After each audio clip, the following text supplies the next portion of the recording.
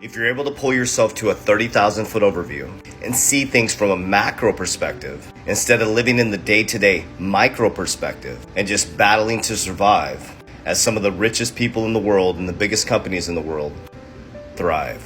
Now here's how I do my investments. I'm going to take you step by step on how my brain works and how I look at things and how I'm making the best informed decision for me and my warriors worldwide to manage into this new quantum financial system and the new way of living.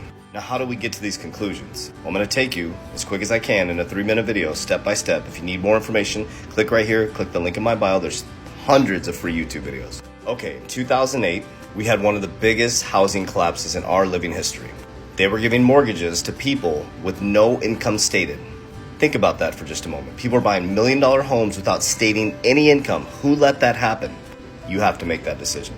The very banks who gave people those loans were the ones that foreclosed on those homes, took them back under inventory, and were bailed out by the central banks. And a company called BlackRock, one of the biggest asset managers in the world, comes to save the days to balance out the market. The feds bring them in. So markets get balanced out, you forget about it, boom, new narratives, and we go into a little bit of peace and prosperity. Some of the richest people in the world, a gentleman named Bill, last name starts with a G, starts talking about that we are not prepared at all for a pandemic like what we went through. Well before it happened. At the same time, he starts buying up all the farmland in America.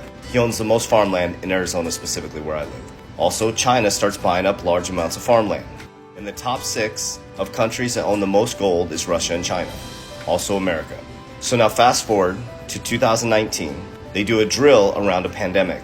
By 2020 March, we're in a full-blown pandemic that changed everything. It literally shut down the world. Jerome Powell says he's worried about the middle class because they're coming back leveraged towards key technology. So the pandemic pushed us all on our phones, digital wallets, stopped the flow of money, the feds ran out of coins, and some of the biggest companies in the world started flooding into cryptocurrency, specifically Bitcoin, Ethereum, and other cryptocurrencies. Companies like JP Morgan created their own cryptocurrency, the JPM coin. Bank of America has Ripple in its patent.